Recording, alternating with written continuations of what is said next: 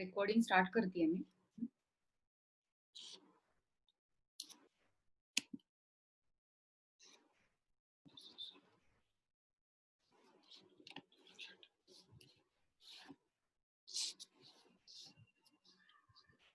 एक minute join झालाय.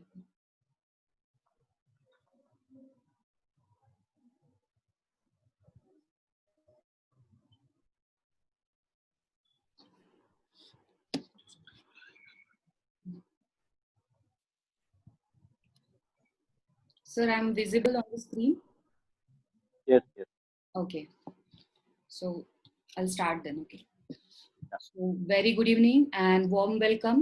नमस्कार, मी डॉक्टर वैशाली गोसावी पुन्हा एकदा तुमचं नांदेड सिटी रेसिडेन्शियल डॉक्टर्स असोसिएशनच्या वतीने आजच्या ह्या वेबिनारमध्ये स्वागत करते. आज मैत्री दिवस. सर्वांना माझ्याकडून ह्या मैत्री दिनाच्या खूप खूप शुभेच्छा. NCRDA आणि नांदेड सिटी सिटीजन्सचं मैत्रीचं नातं कायम अबाधित राहो ही सदिच्छा मी व्यक्त करते. लॉकडाऊन शिथिल केलेलं असल्यानं आजचा हा मैत्री दिन घरच्या घरी सगळे अतिशय उत्साहाने साजरा करताय. आणि आजचा वेबिनार ही आम्हा डॉक्टर्स कडून तुम्हाला एक छोटीशी भेट. आयुष्यात आपल्याला खूप प्रकारचे मित्र असतात. जिवलग, लंगोटीयार, शेजारी, शाळा, कॉलेज किंवा प्रोफेशनल लाईफ मधले. काही खूप जवळचे आवडते तर काही न आवडणारे. तरीही आपण सगळ्यांना घेऊन आयुष्यभर सोबत चालत असतो, काहींना सोडूनही देतो. तर मधुमेह किंवा डायबिटीस हा सुद्धा आपल्या आयुष्यात अचानक येणारा न आवडलेला मित्र, ज्याच्याशी आपल्याला मैत्री करावीच लागते, कारण ही आयुष्यभराची मैत्री असते. मग पथ्य पाणी, आहार, व्यायाम, औषधं हे सगळं घेत आपण त्याला कंट्रोलमध्ये ठेवण्याचा प्रयत्न करतो. तर माझ्या बोलण्यावरून तुम्हाला लक्षात आलंच असेल की आजचा विषय आहे मधुमेह म्हणजे डायबिटीस. तर ह्या विषयावर मार्गदर्शन करण्यासाठी आज आपल्यासोबत मधुमेह तज्ज्ञ आलेले आहेत. मी स्वागत करते डॉक्टर राहुल ढोपे आणि डॉक्टर अतुल तुंगीकर सर यांचं. I also welcome all committee members. आता मी NCRDAचे अध्यक्ष डॉक्टर अनिल दुधभाते सर यांना विनंती करते की त्यांनी ह्या परिसंवादाची प्रस्तावना करावी. Anil sir please. नमस्कार मित्र, आज आपण डायबिटिक या आजारावरती त्या संदर्भात एक परिसंवाद आयोजित केला आहे. आणि या परिसंवादाच्या निमित्तानं आलेले सर्व माझे डॉक्टर मित्र आणि या वेबिनारला जॉईन झालेले नांदेड सिटीतील सर्व नागरिक, माझे बंधू आणि भगिनी. मित्रांनो, मागे जवळपास मला वाटतं 1 महिना झाला आपण कोविडच्या संदर्भामध्ये एक वेबिनार केला होता. आणि त्या वेबिनारमध्ये जवळपास 300 पेक्षा जास्त फॅमिली जॉईन झालेले होते. आणि त्या वेबिनारचा फीडबॅक फार अतिशय चांगला होता. आणि बऱ्याच लोकांनी आम्हा सर्व डॉक्टरांना फोन करून सांगितलं की याची माहिती आम्हाला फार उपयोगी पडली. अशाच प्रकारचे तुम्ही जर कार्यक्रम किंवा वेबिनार जर तुम्ही आयोजित केलात तर आमच्यासाठी चांगलं राहील. आणि आपल्या नांदेड सिटीमध्ये संख्या ही ज्येष्ठ नागरिकांची भरपूर आहे. आणि ज्या ज्येष्ठ नागरिकांमध्ये मधुमेह हा आजार हा जास्त प्रमाणामध्ये बळवला जातो. आणि त्यांच्याकडूनच ही एक सजेशन, एक सूचना आली होती की तुम्ही डायबिटीस या विषयावरती एक परिसंवाद तुम्ही आयोजित कराल का. तर आमच्या सर्व डॉक्टर कमिटी, NCRDच्या कमिटीच्या सर्व डॉक्टरांशी चर्चा करून त्या संदर्भाचा मधुमेहाच्या वरतीचा हा एक परिसंवाद आपण इथे आयोजित केला आहे. कारण मधुमेह हा दिवसेंदिवस आपल्या भारतामध्ये नव्हे तर पूर्ण जगामध्ये हा वरचेवर वाढत चाललेला आहे. आणि त्याची सिव्हिरिटी हे जास्त प्रमाणामध्ये आहे. आणि आता सध्याच्या कोविड काळामध्ये तर मधुमेहाने काय काळजी घ्यायला हवी हे जास्त अत्यंत महत्वाचं आहे. आणि नुसतं मधुमेहामुळे शुगर ही आपल्या रक्तामध्ये वाढणं किंवा कमी होणं असं नव्हे, तर मधुमेहामुळे आपल्या शरीरातील प्रत्येक ऑर्गन्स वरती, म्हणजे डोळा म्हणा किंवा किडनी म्हणा किंवा पेरिफेरल नर्व्स म्हणा, त्याच्यावरती त्याचा आघात होत असतो, त्याचा इफेक्ट होत असतो. तर या संदर्भात तुमच्या मनामध्ये जे काही शंका असेल, तुमच्या मनामध्ये जे काही प्रश्न असतील, ते समज असतील, गैरसमज असतील, या संदर्भातल्या सर्व गोष्टीवरती तुम्हाला स्पष्टीकरण देण्यासाठी आमची एक्सपर्ट टीम आज डॉक्टर ढोके सर आणि डॉक्टर तुंगेकर सरांच्या रूपानं आपल्या समोर या वेबिनारच्या माध्यमातून समोर आलेले आहेत. तर या संदर्भात तुम्हाला काही प्रश्न असतील किंवा काही प्रश्न तुम्हाला विचारायचे असेल तर कमेंट बॉक्समध्ये तुम्ही प्रश्न विचारू शकता. आणि आमच्या एक्सपर्टकडनं तुम्ही त्या संदर्भातलं स्पष्टीकरण तुम्ही मिळवू शकता. तर या ठिकाणी मला आणखी एक असं सांगायचं आहे की हा वेबिनार अरेंज करण्यासाठी बरेच आपले सगळे NCRD कमिटीचे सर्व मेंबर्स सकाळी मॅडम असतील, भोसले मॅडम, गोरे सर असतील, सर्वांनी याच्यासाठी मेहनत घेतली आणि तुम्ही सर्वजण ह्याच्यासाठी वेबिनारसाठी तुम्ही जॉईन होत आहेत. त्या आणखी कालांतरानं आणखी त्या बरेच लोक जॉईन होतील. तर या सर्वांचं मी वेलकम करतो आणि मी माझे हे 2 शब्द इथे थांबवतो आणि गोसावी मॅडमला मी विनंती करतो की त्यांनी पुढचा कार्यक्रम चालू. Thank you sir. मी आमचे NCRDA चे कमिटी मेंबर डॉक्टर विकास क्षीरसागर सरांना विनंती करते की त्यांनी मधुमेह रुग्णांची समाजामध्ये किती व्याप्ती आहे हे थोडक्यात सांगावं. Kshirsagar sir, please unmute. Sir please unmute. नमस्कार. ठीक आहे, आवाज येतोय? येस. हां. तर आज फ्रेंडशिप डेच्या सर्वांना शुभेच्छा आणि नांदेड सिटीतल्या सर्व रहिवाशांना देखील या शुभेच्छा आणि वेबिनारमध्ये सर्वांचं सहर्ष स्वागत. तर आजचा हा जो विषय आहे मधुमेह, तर आपण सध्या कोरोनाच्या लॉकडाऊनच्या काळामधून त्या युगामधून गुजरत असताना कुठलाही इतर विषय इरिलेव्हंट वाटावा अशा स्वरूपाची सध्याची परिस्थिती आहे. परंतु आपण मधुमेह किंवा डायबिटीस या आजाराची जर व्याप्ती लक्षात घेतली तर जगभरामध्ये एकूण आतापर्यंत जर पाहायला गेलं तर हा प्रिव्हॅलन्स ऑफ डायबिटीस म्हणजे एकूण ज्याला आपण आजाराची व्याप्ती असं जर सांगायचं झालं तर ती सध्या 46 कोटी लोक एवढ्या मोठ्या प्रमाणात हे डायबिटीसनं ग्रस्त आहेत. आणि असं एस्टिमेशन आहे की पुढच्या आणखीन 2045 पर्यंत ही व्याप्ती 57 कोटी इतक्या मोठ्या प्रमाणामध्ये ती होणार आहे. आणि भारतापुरता जर विचार करायचा झाला तर भारतामध्ये किती लोक या मधुमेहानं ग्रस्त आहेत, तर ते आता सध्या आपण पाहायला गेलं तर आपण हे 10 कोटीची ही लोकसंख्या पुढे आपण पुढच्या 2045 पर्यंत 13 कोटी इतक्या मोठ्या प्रमाणामध्ये मधुमेहाची व्याप्ती या आपल्या भारतामध्ये आढळून येणार आहे. आणि आपण जर पाहायला गेलं तर याच्यामध्ये शहरी भाग असेल, ग्रामीण भाग असेल, याच्यामध्ये डिफरन्स आहे, फरक आहे. प्रिव्हॅलन्स ऑफ डायबिटीस जर पाहायला गेलं तर तो शहरी भागामध्ये जास्त आहे. अर्बनायझेशन, एकूण शहरीकरण आणि त्यामुळे लाईफस्टाईलमध्ये जे काही बदल झालेले आहेत तर त्यामुळे शहरी लोकांमध्ये मधुमेह होण्याचं हे प्रमाण जास्त आहे. जवळपास ते दुप्पट इतकं आहे. आणि त्यामुळंच आपण जे काही आपण सिटीझन आहोत, नांदेड सिटीझन आहोत, तर ह्या सिटीमध्ये राहणाऱ्या लोकांनी हे लक्षात घेतलं पाहिजे की प्रत्येक 5 पैकी एका व्यक्तीला मधुमेह होतो आहे. आणि पूर्वी हे पाहिलं जात होतं की हे मधुमेह कुणाला होतो, तर 50-60 ज्यांचं वय झालेलं आहे अशा वयोवृद्ध व्यक्ती आहेत त्यांना तो होत होता. पण आता असं राहिलेलं नाहीये. तर अगदी 20-30 मध्ये देखील हा मधुमेह होतो आहे. आणि म्हणूनच जे काही आता आपण राष्ट्रीय कार्यक्रम आणि त्याची अंमलबजावणी होते आहे गव्हर्नमेंट ऑफ इंडियाकडून, तर असं पाहिलं जातं की आपण 30 पेक्षा जास्त ज्यांचं वय आहे त्यांच्यासाठी आपण सांगत आहोत की त्यांनी वर्षातून एकदा आपली ब्लड शुगर टेस्टिंग करून घ्यायची आहे.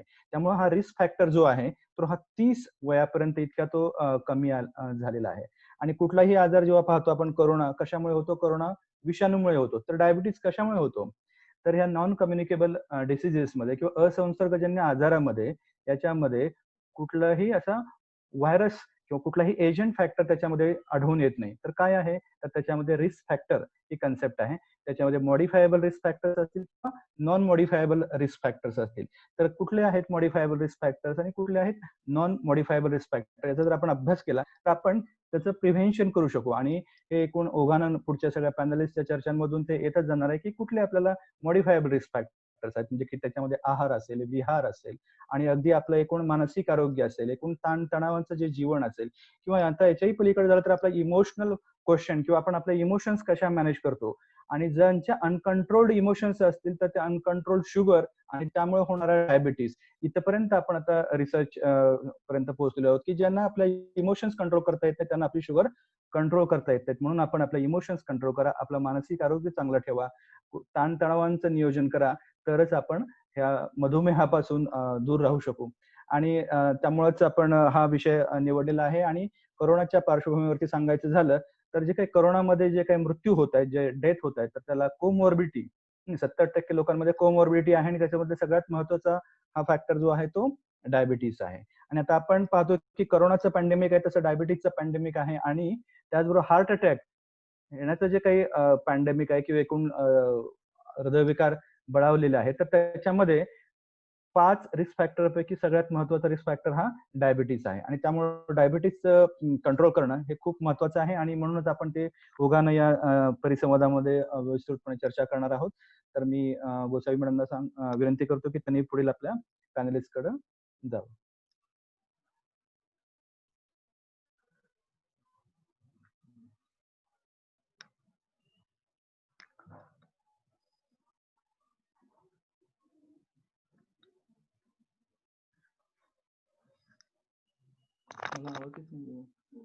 मॅडम अनम्यूट करा तुम्ही.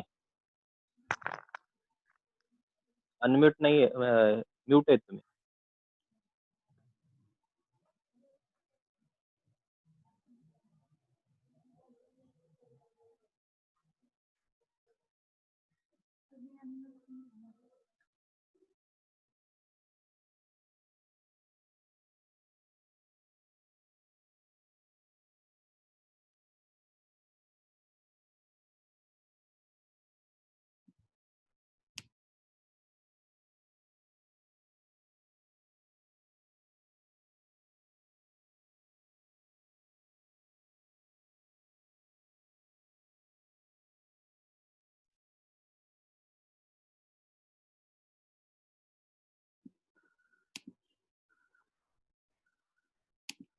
Sir, am I audible now? Yes. Okay. So मी आता आपले पहिले तज्ञ मार्गदर्शक डॉक्टर राहुल डोपे सर, जे की MBBS and post graduate in diploma in diabetology आहेत, त्यांना विनंती करते की त्यांनी त्यांचे अमूल्य मार्गदर्शन करावे. Sir.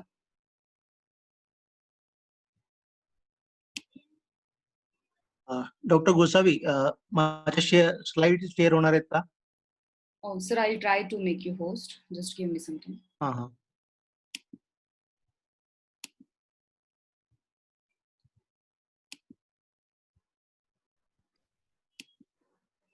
Okay, sir, you are host now, so you can share the slides. Okay.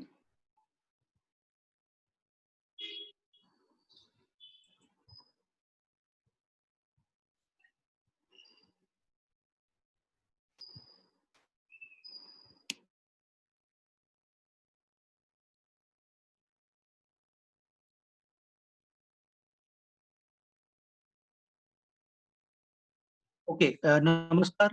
मला वाटतं मी ऐकायला येते सगळ्यांना. आपल्या याच्यामध्ये बरेचसे डॉक्टर्स दिसत आहेत मला, तरी पण मी थोडक्यात ते डायबिटीस आणि कोविड बद्दल बोलतो आणि त्यानंतर काही स्पेसिफिक क्वेश्चन्स असतील तर त्याप्रमाणे मी सांगेन. आपल्याला माहिती आहे की कोविडचं पॅन्डेमिक आलंय. याच्या आधीचं पॅन्डेमिक होतं ते डायबिटीसचं होतं, कार्डिओव्हास्क्युलर डिसीजेसचं होतं, हार्ट अटॅकचं होतं. पण ते नवीन पॅन्डेमिक आहे की जे इन्फेक्शियस डिसीजचं होतं. याच्या आधीचे पॅन्डेमिक होते काही 1917 साली स्पॅनिश फ्लूचं आलं होतं किंवा त्याच्यानंतर 2002 मध्ये पण एक दुसऱ्या फ्लूचं आलं होतं. ठीक आहे. परंतु हे मात्र सध्याचं जे पॅन्डेमिक आहे that is once in 100 years असं त्याला आपण म्हणू शकतो की 100 वर्षात एखादीच होणारी गोष्ट, पण ती दुर्दैवानं ह्याच वेळी आली. तर 2019चा हा नॉव्हेल कोरोना व्हायरस आहे की ज्याच्यामुळं आपल्याला COVID-19 हा डिसीज होतोय. कोरोना व्हायरस हे व्हायरसचं नाव आहे, विषाणूचं नाव आहे आणि COVID-19 हे त्या डिसीजचं नाव आहे. याच्या आधी 2003 मध्ये सार्स म्हणून चायनामध्ये आणि काही थायलंड, भारतामध्ये पण ते आलेलं होतं. अगदी पुण्यामध्ये सुद्धा होतं सार्स. परंतु ते पॅन्डेमिक 6-1 महिन्यामध्ये ते कंटेन करू शकलो आपण आणि त्यानंतर पुढे काही झालं नाही. म्हणजे पॅन्डेमिक ते हे होऊन गेलं. त्यानंतर 2012 मध्ये पण असंच एक कोरोना व्हायरसचा मर्स नावाचा एक आला होता पॅन्डेमिक. पण सुदैवानं तो फक्त सौदी अरेबिया इतकंच व्याप्ती होती त्याची आणि तो लगेच कंटेन झाला. परंतु यावेळेसचा मात्र 2019चा जो नवीन कोरोना व्हायरसमुळे आलेला COVID-19 आहे, तो साधारणतः नोव्हेंबर-डिसेंबर मध्ये चायनामध्ये चालू झाला आणि आता मार्च मध्ये मात्र त्याला पॅन्डेमिक असं घोषित करण्यात आलं. कारण जवळजवळ प्रत्येक जगातला देश त्याच्यामध्ये यायला लागला. तुम्हाला माहिती आहे की हा व्हायरस आहे, त्याला कोरोना नाव कसं पडलं तर तो अगदी स्पेरिकल दिसतो, अगदी स्पोक्स ऑफ व्हील त्याला आपण म्हणतो आणि त्याच्यासारखं त्याचं पिक्चर दिसतं, त्यामुळे त्याला कोरोना म्हणतात. स्पेसिफिकली हा रेस्पिरेटरी व्हायरस आहे, म्हणजे की तो कॉमन कोल्ड आणि न्यूमोनिया असं करतो. परंतु त्याच्यामध्ये काही गोष्टी अशा नवीन आहेत की ज्याच्यामुळे तो जास्त प्रमाणामध्ये मॉर्टॅलिटी आहे. कशा आहेत ते आपण थोड्याच वेळात बघूयात. तर basically it is a respiratory tract infection आणि त्याच्यामध्ये नवीन प्रकारच्या व्हायरसमुळे होत आहेत. आणि हा झुनोटिक म्हणजे प्राण्यांमध्ये आला आणि त्यानंतर तो आपल्या माणसांपर्यंत पोहोचला असं झालेलं आहे. हा चायनामध्ये चालू झाला, परंतु 11 मार्च 2020 मध्ये त्याला WHO नं पॅन्डेमिक म्हणून घोषित केलं. आणि त्याचं काही लोकांना तो काही त्रास देत नाही, म्हणजे की असिम्प्टोमॅटिक. पॉझिटिव्ह असलेल्या लोकांना कळत पण नाही की तो पॉझिटिव्ह आहे. आणि काही लोकांना थोडे सिम्प्टम येऊ शकतात, काही लोकांना जास्त सिम्प्टम येतात आणि काही लोकांना डायरेक्टली खूप जास्त क्रिटिकल स्टेजमध्ये जातं. त्याच्यामध्ये प्रमाण मॉर्टॅलिटी साधारण 2 ते 3% आहे. काही ठिकाणी कमी आहे, काही ठिकाणी जास्त आहे. जसे की चायनामध्ये ती मॉर्टॅलिटी बरीच कमी आहे, परंतु इंडियामध्ये पण बरीच कमी आहे. पण काही कंट्रीजमध्ये जसं इटली घ्या, स्पेन घ्या, युरोपियन कंट्रीज तिकडे मात्र फार मोठ्या प्रमाणात मध्ये मॉर्टॅलिटी आहे. सध्या सध्या त्याच्यामध्ये इंडियामध्ये मॉर्टॅलिटी साधारणतः 1 मिलियन मध्ये साधारणतः 25 अशी आहे. म्हणजे 10 लाख लोकांमागं साधारणतः 25 लोकं याच्यानं बाधित नाही म्हणल्या, मरतायत. आणि तीच जर तुम्ही बाकीच्या इटली किंवा याचं बघितलं तर साधारणतः 700 लोकं पर मिलियन मध्ये आहेत. त्याच्या नॉलेज बद्दल अजूनही पूर्ण माहिती आपल्याला नाहीये. अजूनही ते नॉलेज इव्हॉल्व होत चाललंय. त्यामुळे आपल्याला सध्या त्याच्याबद्दल व्हॅक्सिन येईपर्यंत वगैरे वाट बघत त्याचं नॉलेज घेत राहणं हे जास्त इम्पॉर्टंट आहे. तर मी हे सांगितलं तसं तुम्हाला की जनरली तो क्युअर करतो. 2 ते 7 दिवसाचं ड्राय कफ होतो. त्यानंतर मग श्वास घ्यायला त्रास होऊ शकतो. काही लोकांमध्ये गॅस्ट्रोइंटेस्टिनल ट्रॅक्टमध्ये की जुलाब किंवा हे पण होऊ शकतं. बॉडी एक क्युअर हे सुद्धा महत्त्वाचे पॉइंट आहेत त्याच्यामध्ये. तर आता कमिंग टू द डायबिटीज की why diabetes is very important while you are having कोविड-19 सिच्युएशन. तर काय माहिती का की आपल्याला माहिती आहे की डायबिटीजमध्ये जर कंट्रोलमध्ये नसेल तर आपली इम्युनिटी जी असते ती बरीच कमी प्रमाणात काम करते किंवा इम्युनिटीवर सप्रेशन होतं. इम्युनिटी चांगल्या प्रकारे काम करत नाही. तुम्हाला माहित असेल की ज्यांना डायबिटीस असतो त्या लोकांमध्ये टीबी होण्याचं प्रमाण जास्त असतं. त्या लोकांमध्ये सिव्हिअर टीबी होण्याचं प्रमाण जास्त असतं किंवा मल्टी रेजिस्टंट टीबी होण्याचं प्रमाण जास्त असतं. सेम ह्याच्यामध्ये डायबिटीस जर असेल तुम्हाला तर तुम्हाला कोविड-19 होण्याचं प्रमाण जास्त नाहीये. परंतु कोविड-19 मुळे जर तुम्हाला कॉम्प्लिकेशन होण्याचं प्रमाण जे आहे ते मात्र निश्चितपणे डायबिटीस असणाऱ्या लोकांमध्ये खूप जास्त प्रमाणामध्ये आहे.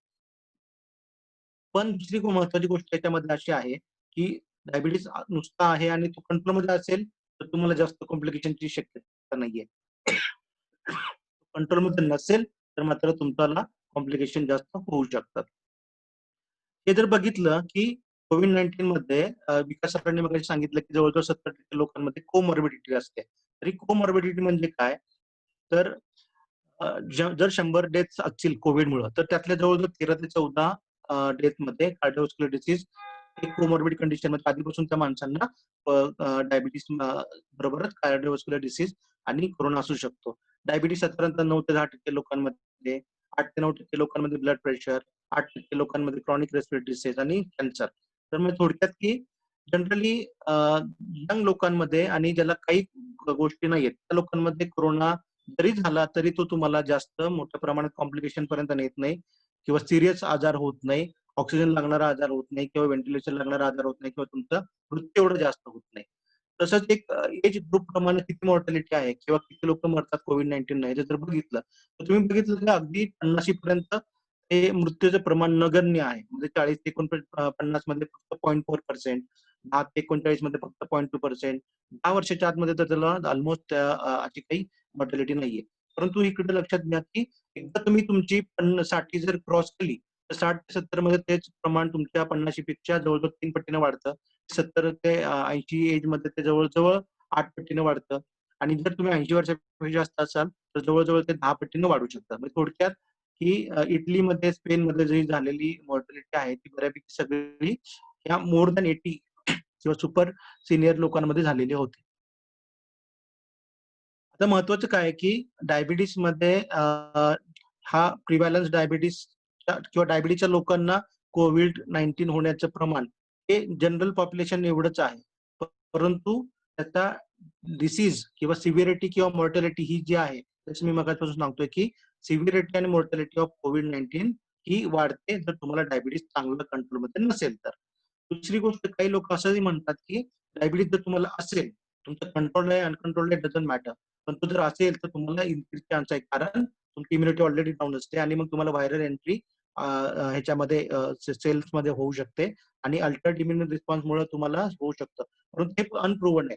एक मोठं जे मेटा अनालिसिस झालेलं आहे आतापर्यंत जवळ 1,00,000 लोकांचं पेशंटचं. त्याच्यामध्ये तर असं दिसतंय की डायबिटीज तुम्हाला कोरोना होण्याचं प्रमाण वाढवत नाही. परंतु कोरोना झाल्यानंतर मात्र डायबिटीज तुम्हाला सिव्हिरिटी आणि मॉर्टॅलिटी वाढवण्याचं प्रमाण वाढत जातं. ब्लड ग्लुकोज कंट्रोल करणं फार फार महत्वाचं आहे. कारण ब्लड शुगर जेवढी चांगली असेल तेवढी सिव्हिरिटी कमी होत जाते. अमेरिकन डायबिटीज मध्ये पण तेच म्हणतायत आणि त्याचप्रमाणे आपल्या ज्या भारताच्या गाईडलाईन्स आहेत किंवा बाकीच्या जे कुठल्या असोसिएशन आहेत ते बऱ्यापैकी सगळ्या लोकांचं याच्यावर एकमत आहे की तुम्हाला डायबिटीसमुळे कोविड वाढत नाही, परंतु डायबिटीस झाला तर सिरियस कॉम्प्लिकेशन मात्र वाढत राहतात कोविडमध्ये. त्याचप्रमाणे एक नवीन याच्यामध्ये सांगायचं आहे मला की काही लोकांना कोरोनाची ट्रीटमेंट चालू असताना देणाऱ्या औषधांमुळे सुद्धा डायबिटीस होत आहे. So this is entirely new kind of diabetes. त्याचप्रमाणे काही लोकांना म्हणजे कोरोना झाल्यामुळं औषधोपचार पण नाही, परंतु कोरोना झाल्यामुळे सुद्धा काही लोकांना डायबिटीस होतोय आणि तो खूप सिरियस डायबिटीस किटोसिस करणारा डायबिटीस होतोय. त्याचं असं म्हणतात मेकॅनिझम की कोरोना कधी कधी बीटा सेल्स ऑफ पॅनक्रियास तिथून इन्सुलिन बनतात, त्याच्यावर सुद्धा तो ऍक्शन करतो, त्याला इन्फेक्ट करतो, त्यामुळे ते डायबिटीस होतोय. So these are two very important steps की. आणि त्याचप्रमाणे तुम्हाला माहिती आहे की डायबिटीसच्या किंवा एकंदर कोरोनाच्या रुग्णांमध्ये जर तो मॉडरेट इलनेस व्हायला लागला तर त्याच्यामध्ये स्टिरॉइड दिले जातात, बाकीचे इम्युनोसप्रेसंट दिले जातात, या गोष्टी त्याच्यानं सुद्धा शुगर वाढू शकतात. स्पेसिफिकली स्टिरॉइडमुळे बऱ्याच शुगर वाढतात आणि त्यावेळेस जर तुम्ही शुगर मॅनेज नाही केल्या तर मात्र तो पुढे अजून सेकंडरी इन्फेक्शन वगैरे असायची शक्यता असते.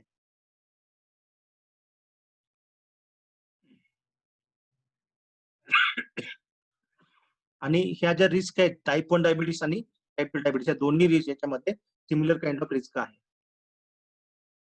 तर मी मगाशी म्हटलं तसं की आपल्याला ब्लड शुगर खूप चांगली कंट्रोलमध्ये ठेवायला पाहिजे जर तुम्हाला कोविड-19 च्या कॉम्प्लिकेशन पासून वाचायचं असेल आणि सिव्हिरिटी कमी असायची पाहिजे. माइल्ड इन्फेक्शन मध्ये तुम्ही नॉर्मल तुमच्या नेहमीच्या गोळ्या औषधांनीच ट्रीटमेंट घेऊ शकता. काही लोकांमध्ये जिथे सिरियस आजार होऊ शकतो किंवा काही लोकांना खाऊ शकत नाहीत वगैरे, त्या लोकांमध्ये काही गोळ्या औषधं बंद करणं अपेक्षित असतं आणि ते त्या दरम्यान ते डॉक्टर ते करत असतात, ते बघायला पाहिजे.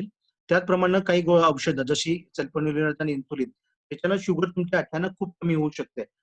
अशा प्रकारच्या गोळ्या किंवा अशा प्रकारचे इंजेक्शन्स हे आपल्याला डोस ऍडजस्ट करून घेऊन वापरायला पाहिजे.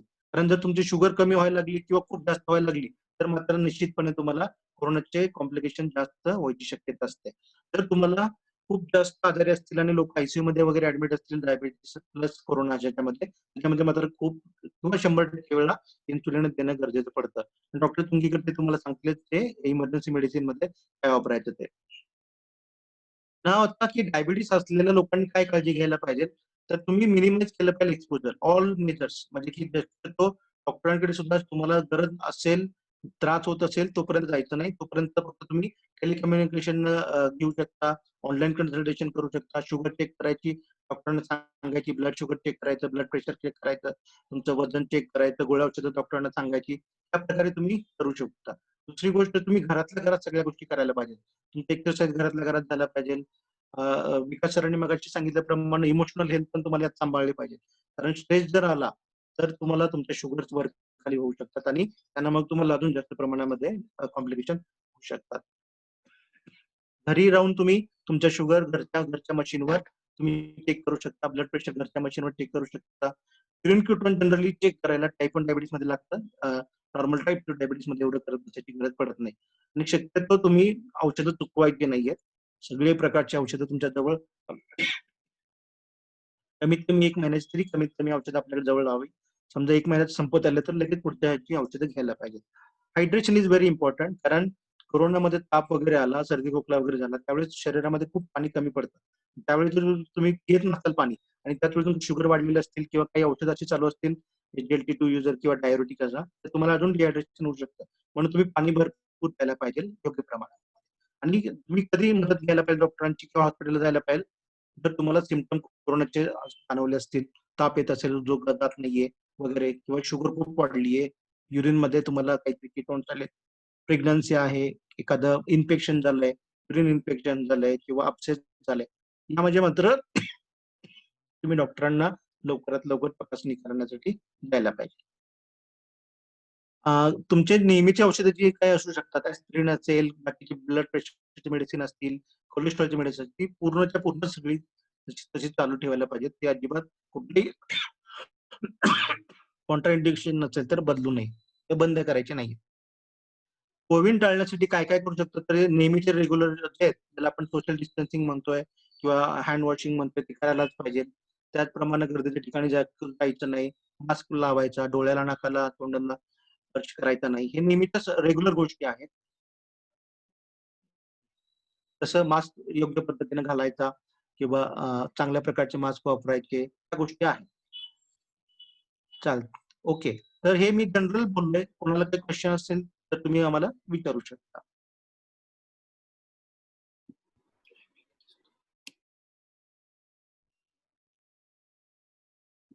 Doctor Vaishali, Thank over you. to you. Thank you, sir. Please, can you change the host again? As we have only one host option. Yes. I can proceed. मी अनवॉश कसं करायचं? Just you can change me from ते तुम्हाला करायला लागेल sir. अच्छा, काय करायला पाहिजे? Pause sharing. Okay. Stop sharing. झालं. Now go. There is a panelist list, and your name is there, sir. Yeah. Just click yourself there, the host. Yeah. With the option in the host. Mute, stop, rename, pin. एक minute.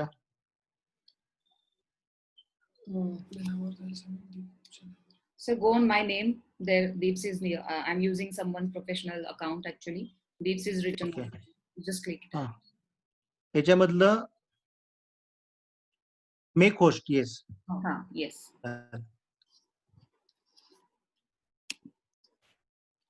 Thank you sir.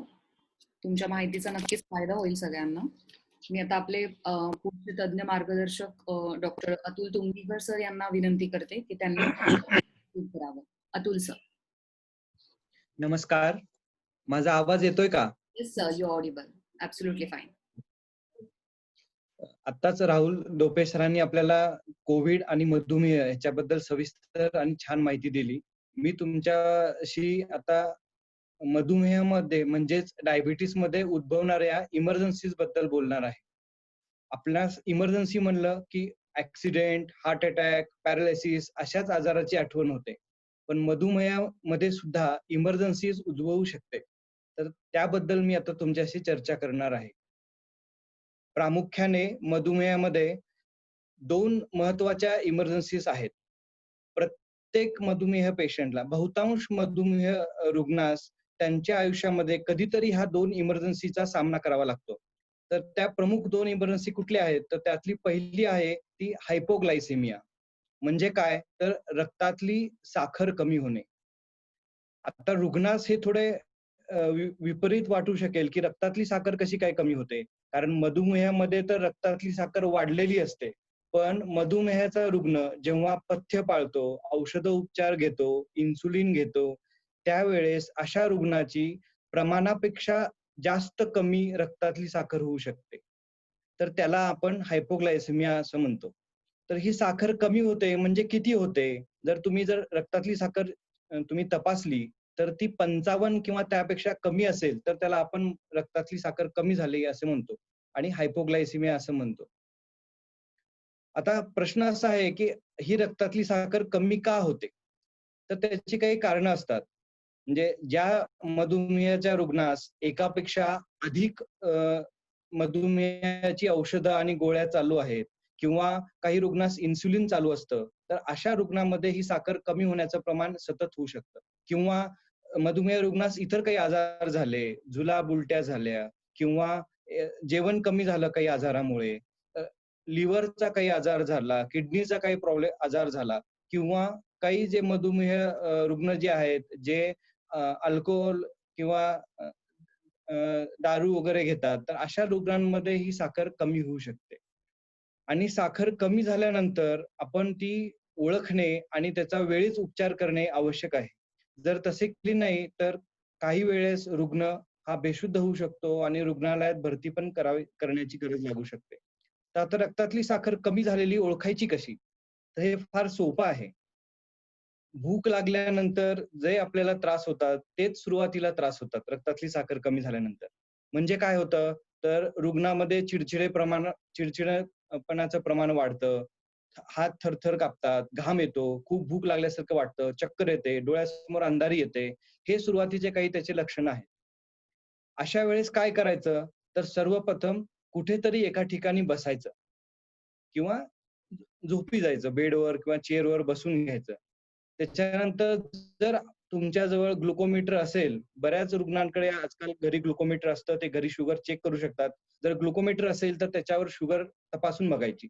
जर रक्तातली sugar कमी झाली असेल, म्हणजे 55 पेक्षा कमी असेल, तर हे हायपोग्लायसिमिया आहे असं म्हणायला हरकत नाही. पण जरी समजा काही रुग्णांच्या घरी ग्लुकोमीटर नसेल आणि त्यांना हे त्रास जाणवत असेल, की घाम येतोय, चक्कर येतेय, अस्वस्थपणा वाटतोय, खूप भूक लागल्यासारखं वाटतेय, तर त्या रुग्णांनी सुद्धा बसल्यानंतर जरी ग्लुकोमीटर नसला, तरी हे सुरुवातीला प्रथमदर्शनी हायपोग्लायसिमिया म्हणजे रक्तातली शुगर कमी झाली आहे असं म्हणायला हरकत नाही. मग ह्याच्यावर उपचार काय?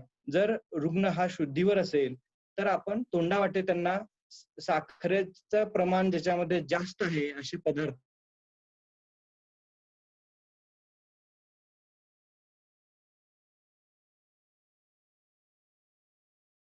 चॉकलेट किंवा गोड गोळी आपण त्यांना खायला देऊ शकतो. किंवा ज्यूस असेल, ऑरेंज ज्यूस असेल, त्यात साखर घालून तुम्ही देऊ शकता. फक्त तोंडावाटे तुम्ही हे साखर देण्यासाठी एक महत्वाची गोष्ट आहे ती लक्षात ठेवली पाहिजे. ते म्हणजे रुग्ण हा शुद्धीवर पाहिजे. कारण कधी-कधी जर हायपोग्लायसिमिया म्हणजे रक्तातली साखर कमी झालेला रुग्ण हा बेशुद्ध पण होतो. अशा वेळेस बेशुद्ध झालेल्या रुग्णाला तोंडावाटे आपण देत नाही साखर. त्यांना आपण शिरेवाटे सलाईनमधनं साखर देतो. त्यामुळे जे रुग्ण शुद्धीवर आहेत, पण त्यांना असा त्रास झाला आहे, त्या रुग्णास आपण साखर देऊ शकतो.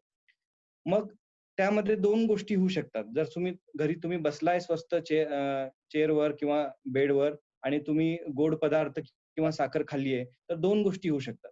एक तर तुमचा जे त्रास जो झाला आहे, तो कमी होईल किंवा तुमचा जो झालेला त्रास आहे, तो कमी होणार नाही. ह्या 2 गोष्टी होऊ शकतात. जर त्रास तुमचा कमी झाला, ह्याचा अर्थ हे तुमच्या रक्तातली साखर कमी झाल्यामुळेच तुम्हाला त्रास झालेला आहे, असा होतो. मग त्यानंतर काय करायचं? तर पुढच्या काही तासामध्ये आणखी असं होऊ शकतं. ते होऊ नये म्हणून तुमच्या पथ्याप्रमाणे जे तुमचं रेग्युलर डाएट आहे, जेवण आहे, ते लगेचच घ्यायचं. म्हणजे पोळी, भाजी, भात, वरण, सँडविच, बिस्किट, चहा बिस्किट जे काही तुमच्याकडे उपलब्ध आहे, ते तुम्ही शुगर खाल्ल्यानंतर त्रास कमी झाल्यानंतर ते पोटभर खाऊन घ्यायचं, जेणेकरून परत-परत अशी शुगर कमी होणार नाही. पण असा त्रास होत झाला आणि शुगर घेतली आणि तरीही बरं वाटलं नाही, याचा अर्थ हे काहीतरी दुसरा आजार असू शकतो. म्हणून अशा वेळेस मग जवळच्या वैद्यकीय किंवा आपल्या नांदेड सिटी मल्टीस्पेशालिटी हॉस्पिटलमध्ये तुम्ही तिथल्या डॉक्टरांना दाखवून मग काय कारण आहे त्यानुसार पुढचे उपचार करू शकता. तर हायपोग्लायसेमियामध्ये मुख्याने 3 ते 4 गोष्टी सगळ्या मधुमेहाच्या रुग्णांनी लक्षात ठेवायला पाहिजे.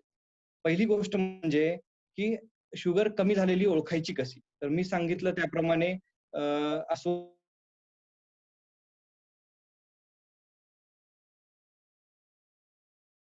ह्या स्टेजच्या पुढे जाऊन आणखी साखर कमी झाली, तर शुद्ध हरपणे, बेशुद्ध होणे अशा गोष्टी होऊ शकतात. सहसा पहाटे म्हणजे पहाटे 4 वाजता, 5 वाजता किंवा 7-8 वाजता पहाटे सकाळच्या वेळेस ज्यावेळेस शुगर कमी होते किंवा ज्या रुग्णास एकापेक्षा जास्त मधुमेहाची औषधं चालू आहेत किंवा ज्यांना इन्सुलिनचे इंजेक्शन चालू आहेत, अशा रुग्णांमध्ये बेशुद्ध होण्याचं प्रमाण जास्त असतं. कारण झोपेमध्ये, पहाटेमध्ये हे त्यांचे सुरुवातीचे जे लक्षणं आहेत ते रुग्णास कळत नाहीत आणि मग नंतर झोपेतनं तो रुग्ण उठत नाही आणि बेशुद्ध अवस्थेत असतो. अशा वेळेस मात्र त्वरित रुग्णालयात जाऊन त्यांना दाखल करायचं आणि शिरेवाटे शुगरचं सलाईन वाटे शुगर दिली की मग ते हळूहळू त्यांची शुद्ध सुधारते. तर शुगर कमी होणे ह्या लक्षणाची प्रत्येकांना जाणीव व्हायला हवी. प्रत्येकाने त्याकडे लक्ष ठेवायला हवं आणि जेव्हा केव्हा असं वाटतं त्यावेळेस साखर घेऊन ती कमी होते का, ही लक्षणं सगळी पूर्णपणे जातात का, याकडे लक्ष देणं आवश्यक आहे. जर ती सुधारली तर हे हायपोग्लायसिमिया आहे, नाही सुधारली तर मग परत तुम्हाला वैद्यकीय हॉस्पिटलमध्ये जाऊन तुम्हाला दाखवावं लागेल. त्यानंतर आणखी एक महत्वाची गोष्ट सगळ्या मधुमेहाच्या डॉक्टरांनी, खास करून मी जे म्हणेल जे इन्सुलिनचे पेशंट्स आहेत किंवा ज्यांना मधुमेहाशिवाय इतर आजार आहेत, जसे किडनीचा आजार आहे, हृदयाचा आजार आहे, लिव्हरचा आजार आहे किंवा हिमोग्लोबिन कमी आहे किंवा मधुमेहासाठी एकापेक्षा जास्त औषधं चालू आहेत, अशा रुग्णांनी नेहमी आपल्यासोबत साखरेची पुडी, खडीसाखरेची पुडी सतत ठेवावी. कारण जसं आपण मोबाईल सोबत बाळगतो तशी साखर किंवा खडीसाखर ही त्या रुग्णांनी सतत बाळगणं आवश्यक आहे. म्हणजे जेव्हा केव्हा त्यांना कुठेही असताना असं झालं तर त्वरित त्यांना ती साखर खाऊन लक्षणं कमी करता येतील. तर हा एक प्रमुख इमर्जन्सी आहे मधुमेहाची आणि डायबिटीसची. प्रत्येक मधुमेह पेशंटला कधी ना कधीतरी आयुष्यामध्ये हायपोग्लायसिमियाच्या सिम्पटम्सला तोंड द्यावंच लागेल. बहुतांश रुग्णांना तरी द्यावं लागतं. त्याच्यानंतर मी दुसऱ्या आणखी एका इमर्जन्सी बद्दल बोलणार आहे मधुमेहाच्या. तर ती शुगर कमी होणे म्हणजे हायपोग्लायसिमियाच्या अगदी उलट आहे. त्याचं इंग्लिश नाव असं आहे की डायबिटिक कीटो ऍसिडोसिस, असं इंग्लिश नाव आहे, डायबिटिक कीटो ऍसिडोसिस.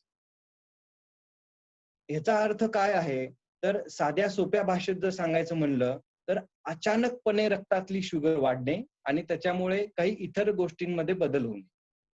म्हणजे हळूहळू रक्तातली शुगर वाढली तर डायबेटिक कीटोएसिडोसिस होण्याची शक्यता कमी असते. पण काही औषधामुळं किंवा अचानक उद्भवलेल्या आजारपणामुळं किंवा डायबिटीससाठी सांगितलेली औषधं थांबवल्यामुळं अचानकपणे रक्तातली शुगर वाढते. त्यावेळेस हा डायबेटिक कीटोएसिडोसिस आजार होतो. आता ह्याच्या नावामध्येच ह्या आजारामध्ये काय होतं ते दिलेलं आहे. डायबिटिक म्हणजे मधुमेह, म्हणजे रक्तात किंवा लघवीमध्ये कीटोन्सचं प्रमाण वाढणं. कीटोन एक घटक असतो आणि ऍसिडोसिस म्हणजे रक्तातलं ऍसिडचं प्रमाण वाढणं. तर डायबेटिक कीटोएसिडोसिस मध्ये रक्तातली शुगर अचानकपणे वाढते, रक्तातलं किंवा लघवीमधलं कीटोनचं प्रमाण वाढतं आणि रक्तातलं ऍसिडचं प्रमाण वाढतं. तर ह्याची लक्षणं मात्र खूप विविध असतात. म्हणजे सगळ्यात सोपा मार्ग तुम्हाला डायबिटिक कीटोएसिडोसिस झाला आहे का नाही हे पाहायचा म्हणजे अचानकपणे शुगर वाढली आहे का हे बघणं. आणि अचानकपणे शुगर वाढली असेल तर कीटोन आणि ऍसिडचं रक्तातलं प्रमाण बघणं. हाच सगळ्यात सोपा मार्ग आहे ह्याचा निदान करण्यासाठी. जर तुम्ही लक्षणं किंवा इतर तपासण्यावरून जर म्हणजे तुमच्या क्लिनिकल एक्झामिनेशन वरून जर तुम्ही त्याचा निदान करण्याचा प्रयत्न केला तर त्याची लक्षणं ही खूप विविध प्रकारची आहेत. त्यामुळे ते इतकं सोपं काम नाहीये. त्यामुळे सगळ्यात सोपं जे आहे की तपासणी करणे.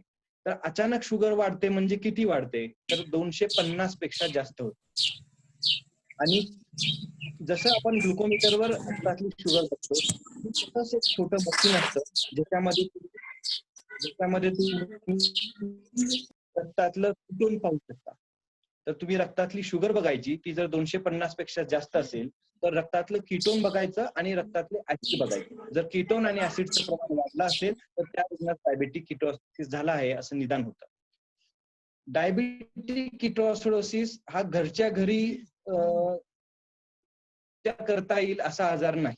पण अचानक वाढलेली शुगर असताना नेहमी त्वरित रुग्णालयात दाखवणं आवश्यक असतं आणि हा आजार आहे का नाही हे पाहणं पण आवश्यक असतं. जसं रक्तातली शुगर कमी झाली तर आपण साखर खाऊन हायपोग्लायसेमिया घरी त्याची ट्रीटमेंट चालू करू शकतो आणि नंतर डॉक्टरांचा सल्ला घेऊ शकतो. तसं हे डायबिटिक कीटोएसिडोसिस मध्ये करता येत नाही. जेव्हा केव्हा अचानकपणे शुगर वाढते तेव्हा त्वरित रुग्णालयात दाखवणंच हे उत्तम असेल. तर याच्यावर उपचार काय आहे डायबिटिक कीटोएसिडोसिस झाल्यानंतर?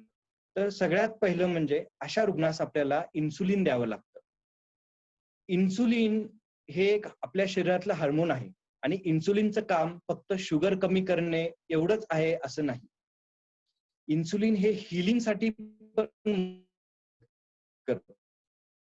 ऑपरेशन्स असतील तर त्याच्यातून बाहेर पडायला सुद्धा हे इन्सुलिन हार्मोन मदत करतं. जखम असेल ती भरायला सुद्धा इन्सुलिन हार्मोनची एक मदत असते. त्याच्यानंतर कीटोन्सचं प्रमाण वाढलं असेल रक्तातलं, ऍसिडचं प्रमाण वाढलं असेल तर ते सुद्धा सुधारण्यास इन्सुलिन हार्मोन ही मदत करतं. म्हणून डायबेटिक किटोएसिडोसिस मध्ये शुगर कमी करण्याबरोबर किटोन आणि ऍसिडचं सुधारणा होण्यासाठी सुद्धा इन्सुलिनची वापर करावा लागतो. मग रुग्णाच्या वजनानुसार इन्सुलिनचं शिरेतनं कंटिन्युअस इंजेक्शन दिलं जातं अशा रुग्णास. साधारण 5 ते 10 युनिट दर तासाला जातील ह्या अंतराने आपण ते इन्सुलिनचा डोस देतो. त्यासोबत सलायन आणि इतर म्हणजे नॉर्मल सलायन आणि इतर काही औषधं त्यासोबत आपण रुग्णास देतो. डायबेटिक किटोएसिडोसिसच्या लोकांना साधारण 2 ते 3 दिवस आपल्याला इन्सुलिन द्यावं लागतं, जेणेकरून मग त्यांच्या रक्तातली साखर, किटोन आणि ऍसिडचं प्रमाण नॉर्मलाइज होतं. तोपर्यंत त्यांना रुग्णालयामध्ये भरती ठेवावं लागतं आणि त्यानंतर मग त्यांची पूर्वीची जी रेग्युलर औषधं चालू होती ती चालू करून मग त्यांना डिस्चार्ज देता येतो. तर डायबेटिक किटोएसिडोसिसच्या रुग्णांचं ना एक प्रामुख्याने खूप कॉमन प्रश्न असतो की आम्ही तर औषधं गोळ्या घेतोय आणि मग आम्हाला आता इन्सुलिन का देतो, आम्हाला इन्सुलिनची सवय लागेल, परत सारखं इन्सुलिन घ्यावं लागेल. तर इथे एक माझं सांगण्याचं त्याबद्दल असं मत आहे की कुठल्याही गोष्टीची सवय लागायला काही दिवस तुम्ही ती गोष्ट घ्यायला हवी. डायबेटिक किटोएसिडोसिस मध्ये आपण जे इन्सुलिन वापरतो ते साधारण 2 ते 3 दिवस वापरतो किंवा इतर वेळेस जेव्हा केव्हा आपण इन्सुलिन वापरतो तात्पुरत्या स्वरूपात ते साधारण 3 ते 5 दिवसापर्यंत आपल्याला लागू लागतं. त्यामुळं सवय वगैरे अशी काही इन्सुलिनची लागत नसते. जेव्हा केव्हा पेशंट डायबेटिक किटोएसिडोसिस मध्ये असतो त्यावेळेस इन्सुलिन देऊन त्याचा आजार बरं करणं आवश्यक असतं, रुग्णालयात भरती करणं आवश्यक असतं. त्यामुळं त्यावेळेकरता इन्सुलिन डॉक्टर तुम्हाला घेण्याचा सल्ला देतील. तर ही 2 महत्वाची इमर्जन्सीज आहेत जे डायबिटीसच्या रुग्णांमध्ये उद्भवतात. पहिली म्हणजे रक्तातली साखर कमी होणे आणि दुसरी म्हणजे रक्तातली साखर अचानकपणे वाढणे आणि त्याच्यामुळे किटोन आणि ऍसिडचं प्रमाण वाढून डायबेटिक किटोएसिडोसिस होणे. तर ह्या 2 इमर्जन्सी बद्दल सोप्या शब्दांमध्ये मी सगळ्यांना समजावण्याचा प्रयत्न केलेला आहे. आणखी तुमचे काही प्रश्न असतील तर मी त्याची पण तुम्हाला मी उत्तरं देतो. कुणाला काही प्रश्न विचारायचा असेल तर तुम्ही विचारू शकता किंवा मला मेसेज करू शकता. धन्यवाद सर. खूप महत्वाच्या गोष्टी अतिशय सोप्या शब्दात तुम्ही समजावल्या आहेत सगळ्यांना आणि नक्कीच सगळ्यांना ते आवडलं असणार आहे. माझ्याकडे बरेचसे प्रश्न येत आहेत आता इथे. तर ऍक्च्युली प्रश्न ऑप्थॅल्मशी रिलेटेड आहे. डायबेटिक रेटिनोपॅथी म्हणजे काय आणि ते कसे टाळता येईल? तर मी हा प्रश्न आपले एनसीआरडीचे अध्यक्ष डॉक्टर अनिल दुधभाते सर यांना विचारते की सर प्लीज एक्सप्लेन. 4-5 प्रश्न त्याच्याशीच रिलेटेड आले आहेत की डायबेटिक रेटिनोपॅथी म्हणजे काय आणि ते कसं टाळता येईल. So please. ते चांगला प्रश्न आहे आणि अगोदरच्या 2 स्पीकरने अतिशय चांगलं मार्गदर्शन आपल्या डायबिटीसच्या संदर्भात केलं.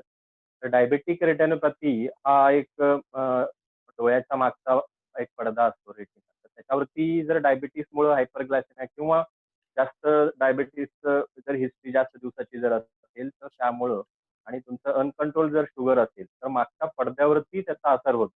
आणि त्याचा असर होतो म्हणजे नेमकं काय? तर मागच्या पडद्यावरती रक्तस्राव होणं, सूज येणं अशा प्रकारचे चेंजेस जर झालं तर त्याला आपण डायबेटिक रेटिनोपॅथी. आणि अजून सध्या असं आहे की मधुमेहाची संख्या वाढत असल्यामुळं डायबेटिक रेटिनोपॅथीची संख्या पण त्याच प्रमाणामध्ये वाढत आहे. आणि आपल्या इंडियन लोकांमध्ये अशी टेंडन्सी असते की कसं आहे की डायबेटिक रेटिनोपॅथी इनिशियल स्टेजमध्ये जर आपण डायग्नोज केलं तर त्यावेळेस व्हिजनमध्ये काही प्रॉब्लेम असतात. म्हणजे तुम्हाला व्हिजन हा चांगलं वाटतं पण त्याच्यामध्ये चेंजेस तुम्हाला रेटिनामध्ये दिसतात. त्याच्यामुळं काय करत असतो की आम्ही दरवर्षी डायबिटीसच्या पेशंटला सांगत असतो की दरवर्षी तुम्ही रेटिना चेक करत राहा. पण आपली इंडियन टेंडन्सी अशी असते की जोपर्यंत आपल्या अंगावरती येत नाही तोपर्यंत आपण दाखवत नाही. आणि ज्यावेळेस मग दिसायला त्रास होतो त्यावेळेसच मग पेशंट हा डोळ्याच्या डॉक्टरकडे गेला जातो आणि त्यावेळेस डायबेटिक रेटिनोपॅथीचे चेंजेस हे जास्त प्रमाणामध्ये आलेले असतात. त्या संदर्भात असं आहे की डायबेटिक रेटिनोपॅथीमुळं अंधत्व येण्याचे चान्सेस हे भरपूर असतात. पण त्याला वेळीच जर आपण त्याच्यावरती निदान केलं, कारण सध्या अद्ययावत यंत्रणा इतकी आहे की ओसीटी म्हणा किंवा एफएफए, तर त्याच्या या तंत्राचा वापर करून आपण इनिशियल स्टेजमध्ये डायबेटिक रेटिनोपॅथी हे डायग्नोज केलं जातं आणि त्याच्यावरती जर वेळीच त्याच्यावरती योग्य ते ट्रीटमेंट लेझर म्हणा किंवा इंजेक्शन म्हणा किंवा तत्समाने अत्याधुनिक प्रणाली आलेल्या आहेत. तर या पद्धतीचा जर वापर जर केला तर डायबेटिक रेटिनोपॅथीमुळे होणारे अंधत्व आपल्याला टाळता येतं. पण यासाठी फक्त डायबिटीस रुग्णांनी एकच करायचं आहे की दरवर्षी तुमच्या मागचा पडदा, रेटिनाचा पडदा हा चेक करणं गरजेचं आहे. आणि जर तसं जर तुम्ही केलात तर डायबेटिक रेटिनोपॅथीमुळे होणारं अंधत्व हे आपल्याला टाळता येतं. तसंच डायबिटीसमुळे काय होतं की मोतीबिंदू हा वयामानानुसार होत असतो, पण डायबिटीस पेशंटमध्ये थोडासा लवकर होतो. आणि आता अत्याधुनिक यंत्रणा अशी आहे की त्या ह्याच्यामध्ये आपण इनिशियल स्टेजमध्ये जर मोतीबिंदूचं जर ऑपरेशन जर केलं तर तुम्हाला त्याच्यामुळे जे काही कॉम्प्लिकेशन होणारे असतात ते आपल्याला टाळता येतं. त्यामुळे सगळ्यांना मला असं आवाहन करायचं आहे की जे जे डायबिटीस पेशंट आहेत त्यांनी दरवर्षी किमान एकदा तरी मागचा रेटिना हा चेक करून घेणं गरजेचं आहे. कसं आहे madam? Unmute unmute unmute. Sorry. Doctor Mahesh Chaure सरांचा एक प्रश्न आहे अतुल सरांसाठी. What fruits we can eat during covid duties means time when we are not in a PPE kit और duty time. Any diet suggestion during duty weeks? बर. Fruits ज्याच्यामध्ये vitamin C ह्याचं प्रमाण जास्त आहे असे फ्रुट्स आपण खायला हरकत नाही. किंवा सगळे व्हायरल इन्फेक्शन जे आहेत, कुठलाही व्हायरस इन्फेक्शन असेल, प्रत्येक व्हायरल इन्फेक्शनला विटॅमिन सी चा इम्युनिटीमध्ये रोल आहे. पण कोविडमध्ये विटॅमिन सी चा इम्युनिटीचा रोल जास्त का आहे तर कोविडमध्ये हायपर कोअग्युलेबल स्टेज एक आहे आणि दुसरी इम्युनिटी ही कधी कधी प्रमाणापेक्षा जास्त काम करते कोविडच्या काही पेशंट्समध्ये आणि त्यांना निमोनिया आणि त्या प्रकारचे कॉम्प्लिकेशन्स होतात. त्यामुळे विटॅमिन सी युक्त फळे ही जास्त प्रमाणात खायला हरकत नाही किंवा तुम्ही विटॅमिन सी ची गोळी पण घेऊ शकता.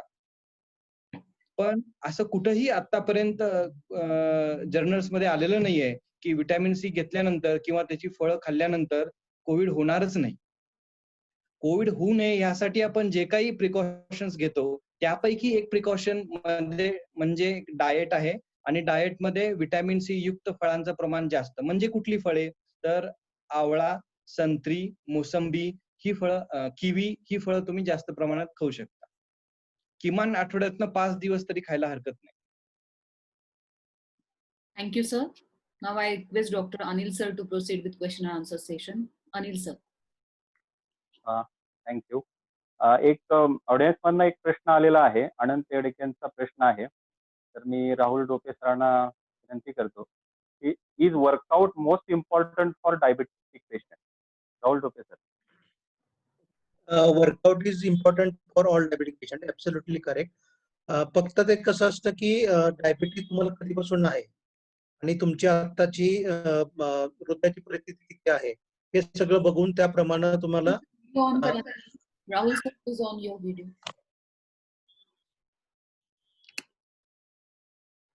हा ओके.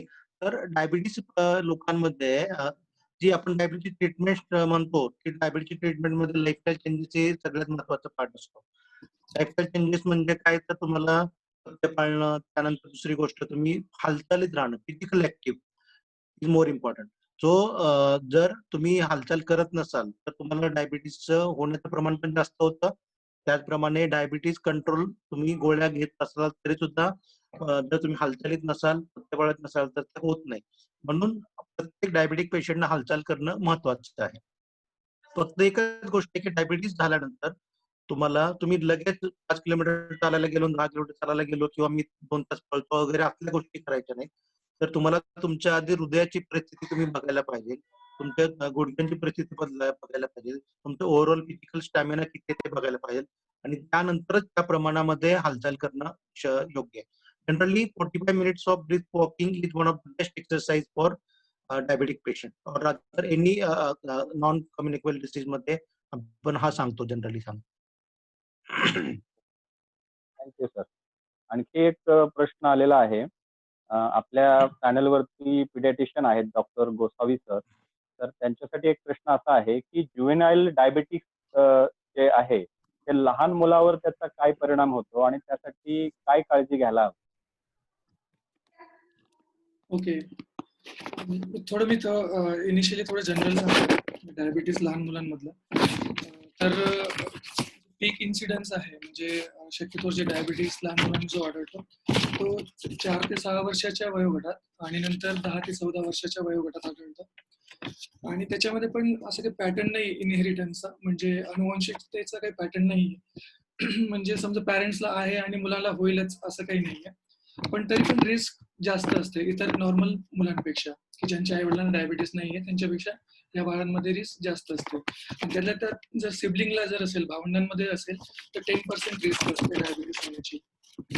नंतर तर प्रेझेंट कसा होतो लहान मुलांमध्ये डायबिटीस, तर आता अतुल सरांनी सांगितलं डीके बद्दल, डायबेटिक किटोएसिडोसिस.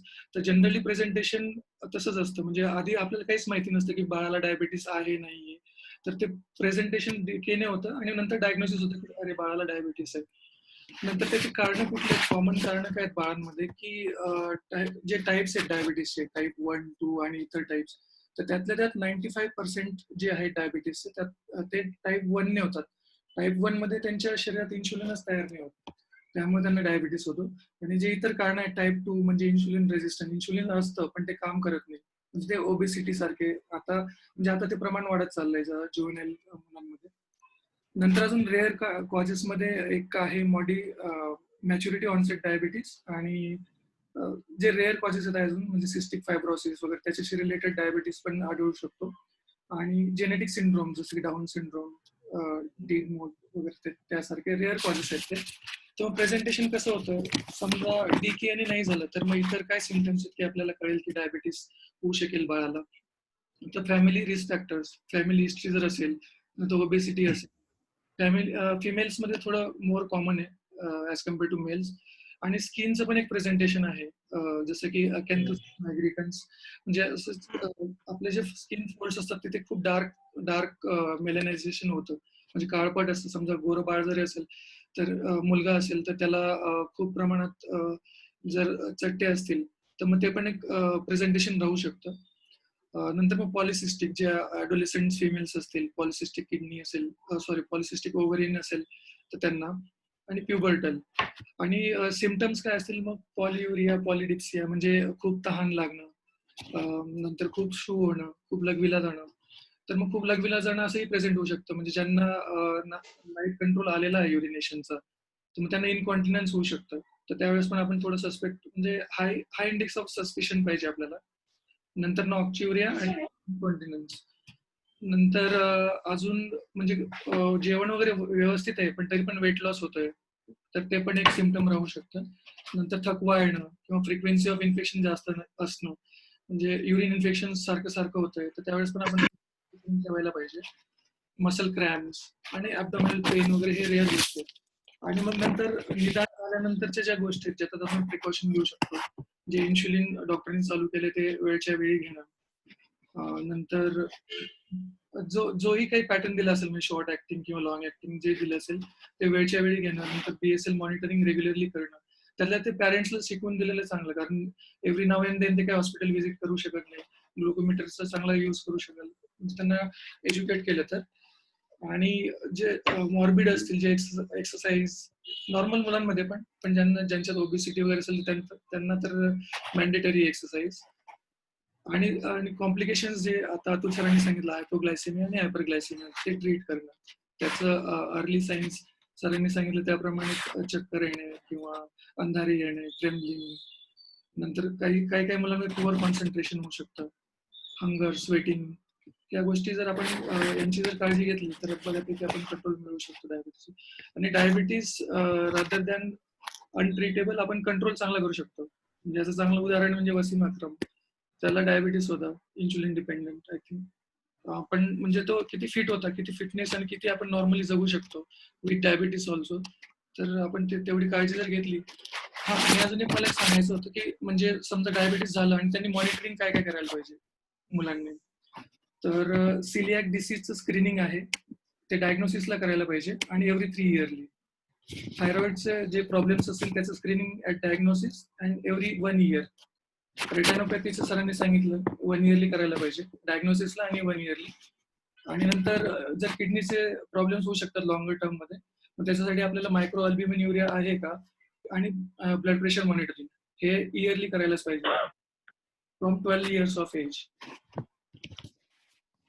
अतिशय छान माहिती सरांनी दिली. Thank you sir.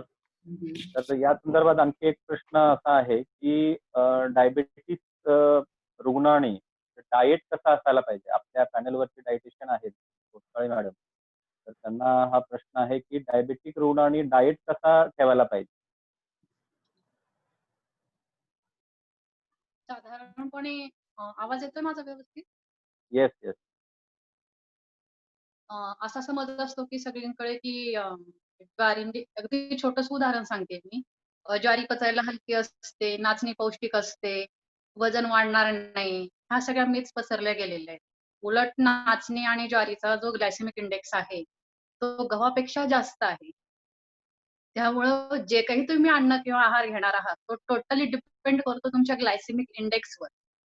आणि एक प्रकारचा आहार घेण्यापेक्षा वेगवेगळ्या प्रकारची धान्य असतील, कडधान्य असतील आणि फळं असतील, ह्या सगळ्या गोष्टींचा तुम्ही आहारात समावेश करा. जसंही अतुल सरांनी डिटेलमध्ये सांगितलेलंच आहे.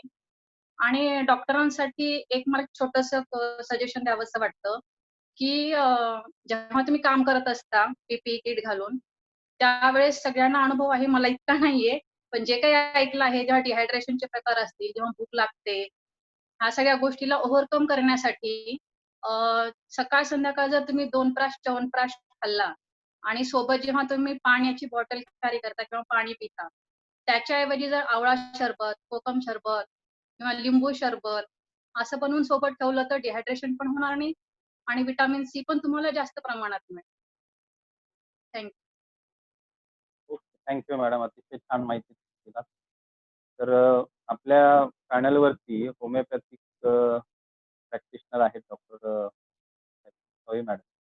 तर त्यांना माझा एक प्रश्न असा आहे की आर्सेनिक अल्बमचा डायबिटीस मध्ये काय रोल आहे का?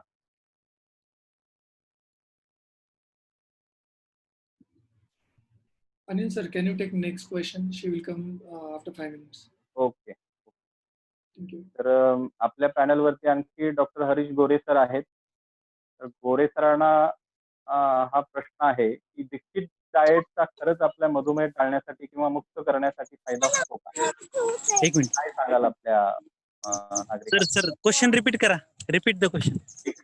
दीक्षित डाएट जो आहे हा हा हा हा अच्छा. डाएट, तर दीक्षित डाएटचा खरंच आपला मधुमेह टाळण्यासाठी किंवा मुक्त करण्यासाठी किंवा कमी करण्यासाठी फायदा होतो का? दीक्षित डाएट दोन गोष्टीसाठी वापरतो आपण. मधुमेहासाठी ज्यांना झालेला आहे आणि नाही, आणि दुसरी गोष्ट म्हणजे ओबेसिटीसाठी पण बरेच जण वापरतात. तर जे ऍक्च्युली काही लोकांचा त्याला सपोर्ट आहे, काही लोकांचा सपोर्ट नाहीये. तर माझं असं म्हणणं आहे की ज्या रेग्युलर कॅलरीज आपण घेतो त्याच्यापेक्षा थोड्या जेवढी रिक्वायरमेंट आहे त्याच्यापेक्षा जर एक्स्ट्रा कॅलरी गेली तर फॅट मध्ये रूपांतर होतं आणि एक्स्ट्रा ग्लुकोज ब्लड मध्ये राहतं. एक्स्ट्रा ग्लुकोज ब्लड मध्ये राहिलं तर ते शुगरचं प्रमाण वाढतं. पण बऱ्याच लोकांनी असं एक दीक्षित डाएटची थेअरी अशी आहे की ऍट अ टाइम जर तुम्ही खाल्लं एका टायमाला तर ते इन्सुलिन जेवढं सिक्रिट होतं किंवा परत परत खाल्लं तर इन्सुलिन जास्त सिक्रिट होतं असं म्हणणं आहे त्यांचं. तर त्याच्याऐवजी तुम्ही दिवसातून 2च वेळेला जेवण घ्या, जेणेकरून त्या 2 वेळात इन्सुलिन सिक्रिट होईल, कमी प्रमाणात सिक्रिट होईल. आणि नंतर जर तुम्ही थोड्या थोड्या वेळेला खाल्लं तर इन्सुलिन ते सिक्रिट व्हायचं प्रमाण जास्त होईल आणि इन्सुलिन आपल्या शरीरातलं जे कमी आहे डायबेटिक पेशंट मध्ये ते जास्त वापरलं जाईल. त्याच्यामुळे 2च वेळेला जर जेवण केलं तर इन्सुलिन तुमचं प्रिझर्व राहील, कमी इन्सुलिन वापरलं जाईल, असं त्याची मागची थेअरी आहे दीक्षित डाएटच्या मागची. तर जर वजन कमी होत असेल आणि शुगर कंट्रोल राहत असेल तर दीक्षित डाएट फॉलो केलं तरी चालेल, किंवा दुसरं थोडं थोडं जेवण करून जर तुम्ही हे करत असाल तरी सुद्धा तुम्हाला ते डाएट सुद्धा चालेल, थोडं थोडं खाऊन सुद्धा. तर तुम्हाला जे पर्सनली जे सुटेबल डाएट आहे ते तुम्ही फॉलो करू शकता. दीक्षित डाएटनं बऱ्याच जणांना वजन कमी करण्यासाठी आणि शुगर नियंत्रित करण्यासाठी सुद्धा उपयोग झालेला आहे. पण लॉंग टर्म मध्ये थोडीशी अडचण होते, म्हणजे वर्षानुवर्ष करण्यासाठी. लोक थोडे दिवस करतात, 6 महिने वर्षभर, आणि मग सोडून देतात. आपल्याला सस्टेनेबिलिटी महत्वाची आहे डायबेटिक डाएट मध्ये. मला ते आयुष्यभरासाठी घ्यायचंय, कारण डायबेटिक तुम्हाला जोपर्यंत शरीरात जीव आहे तोपर्यंत डायबेटिक राहणार आहे. त्यामुळे तुम्हाला सस्टेनेबिलिटी म्हणजे ते लॉंग टर्म करायचे, 10 वर्ष 20 वर्ष जोपर्यंत शरीरात जीव आहे, त्या हेतून मी ते डाएट पाळणं गरजेचं आहे. Thank you sir. Thank you sir. अतिशय चांगली माहिती तुम्ही दिलात. तर आपल्या पॅनलवरती डेंटिस्ट आहेत. जवळपास त्यांची 25 ते 30 वर्षापासून प्रॅक्टिस चालू आहे. तर डॉक्टर मीनाक्षी रोंघे मॅडमला असा प्रश्न आहे की डायबिटीस पेशंटनी दाताची निगा कशी राखावी?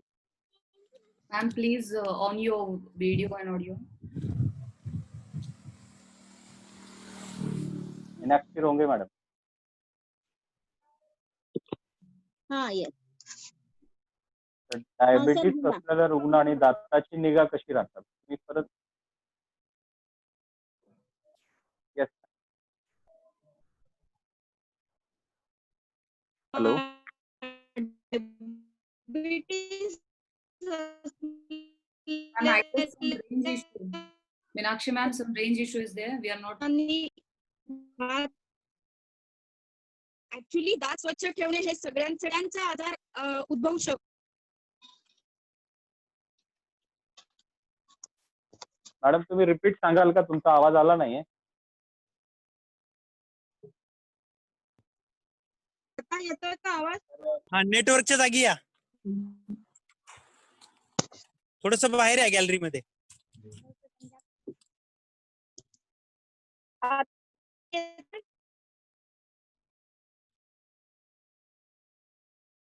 तुमचा व्हिडिओ बंद केला तरी चालेल. तुम्ही बोला मॅडम. हा. आता ऐकू येतं का? हा, Yes, व्हिडिओ yes. बंद करून तुम्ही बोललात तरी चालेल, कारण व्हिडिओ हे केल्यानंतर नेटचा प्रॉब्लेम येतोय. हॅलो. डायबिटीस मध्ये ऍक्च्युली हिरड्यांचा आजार जास्त बळावतो. दाताला कीड लागण्याचा आणि डायबिटीसचा तसा फारसा संबंध नाही. हिरड्या स्वच्छ ठेवणे हे गरजेचं होतं आणि हिरड्या स्वच्छ करण्यासाठी दातांच्या डॉक्टरकडे व्हिजिट करणं हे गरजेचं असतं. फक्त आता सध्याच्या या पॅन्डेमिक पिरियड मध्ये एरोसोल जनरेशन प्रोसिजर आम्ही थोड्या कमी प्रमाणात करत आहोत. ज्याची अगदी अत्यावश्यक गरज आहे त्याच करत आहोत. त्याच्यामुळे हिरड्यांचं आरोग्य डायबिटीस असलेल्या पेशंटनी जास्त सांभाळणं जास्त गरजेचं आहे. वारंवार डेंटिस्ट कडे जाऊन ते चेक करून घेणं, हिरड्यांमध्ये जर पू येत असेल, रक्त येत असेल तर त्याच्यासाठी डेंटिस्ट कडे जाऊन ट्रीटमेंट करून घेणं हे गरजेचं होतं. मॅडम, अतिशय चांगली माहिती तुम्ही दिलात. तर मगाशी एक प्रश्न गोसावी मॅडम साठी होता. तर Yes. आर्सेनिक अल्बमचा डायबिटीस मध्ये काय रोल आहे का, आणि त्याचे काय आपल्याला काय करताय? आर्सेनिक आपण एक इम्युन बुस्टर म्हणून सगळ्यांनाच देतोय. मग ते डायबेटिक पेशंट्स असो किंवा कॅन्सर असो, प्रेग्नेंट लेडी असो, सगळेच असतो. So as a immune booster म्हणून ते दिलं जातंय. पण as a homeopathy law of individuality असतो, म्हणून प्रत्येक डायबेटिस पेशंटला मेडिसिन वेगळं येऊ शकतं. तर कंट्रोलमध्ये ठेवण्यासाठी म्हणून होमिओपॅथी नक्कीच देता येतं. आणि आता आर्सेनिक पण चांगलं वर्क करतं आहे. सो आर्सेनिक देण्यातही काही प्रॉब्लेम नाहीये. अजून एक क्वेश्चन मला बऱ्याचदा विचारला जातो की जे त्याला साखरेच्या गोळ्या किंवा गोड गोळ्या असं म्हणतात की डायबिटीस पेशंटला म्हणजे आम्ही घेऊ शकतो का किंवा ते चालतं का? तर साधारणतः आपण एक पोळी जो खातो त्यातला एक चतकोर भागात जेवढी शुगर असते तेवढी साधारणतः आमच्या महिनाभराच्या डोस मध्ये जाते. So it is very less dose. So ते ग्लोब्युल्स पण आम्ही देऊ शकतो. So homeopathy is a good for the diabetes to keep in control. Thank you sir. Madam, अतिशय छान तुम्ही सांगितलं. एक प्रोफेसरांसाठी प्रश्न आलेला आहे की डायबिटिक फूड झाला तर त्याची सर्जरी करावीच लागेल का, असा एकाचा प्रश्न आहे. तर प्रोफेसर काय सांगाल? इट ऑल डिपेंड की ते काय आहे नक्की पेशंटला, डायबिटिक फूट म्हणजे काय आहे ते. कारण सध्याच्या याच्याप्रमाणे असं म्हणतात की तुम्हाला एखादं फूट अँप्यूट करून त्याच्याऐवजी चांगलं मेकॅनिकचं फूट बसवणं दॅट इज नॉट निडेड.